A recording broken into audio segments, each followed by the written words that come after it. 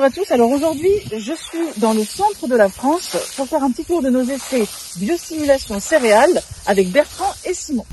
Alors aujourd'hui on va vous parler d'un champignon particulier qui, contrairement à certains champignons qui vont être nuisibles à la culture, celui-ci il va lui faire du bien. C'est un champignon mycorhizien qui s'appelle Glomus iranicum vartenuiiferum, donc un nom très long pour désigner un bénéfice très intéressant pour la culture sous la forme d'une symbiose ou d'un bénéfice réciproque entre ce champignon qui va permettre à la culture d'explorer davantage le sol et la culture qui va offrir aux champignons des sucres par la voie de la photosynthèse.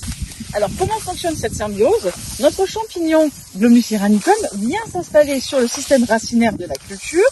Il permet à ce système racinaire de se développer encore davantage, d'explorer encore mieux et encore plus en profondeur le sol, et à la culture de pouvoir mieux valoriser toutes les gouttes d'eau et tous les nutriments qui sont à sa disposition. Comme nous sommes dans une situation de bénéfice réciproque, le champignon va booster l'activité photosynthétique de la plante pour que la plante puisse lui apporter une source de nutrition et que, en contrepartie, il puisse encore lui offrir plus d'autonomie pour sa propre nutrition. Chez Corteva, ce champignon s'appelle Réside et on va le voir aujourd'hui dans nos expérimentations. C'est parti!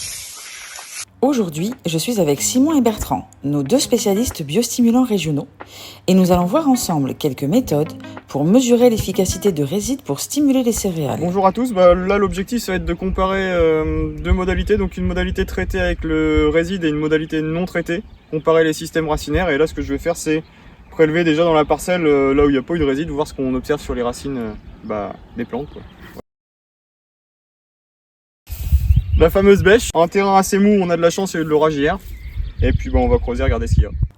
Après prélèvement, nous lavons les racines pour mieux les observer. La terre est bien attachée dans cette région. Puis nous utilisons une bâche graduée pour faciliter la comparaison.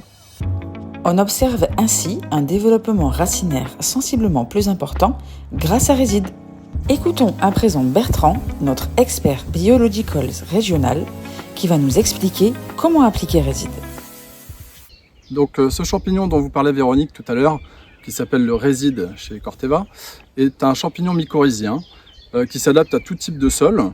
Alors en effet aujourd'hui Réside s'applique sous forme de microgranulés, mais Corteva travaille pour pouvoir l'appliquer sous d'autres formulations. Nous suivrons ces essais jusqu'à la récolte. Et en attendant, à bientôt pour un prochain épisode.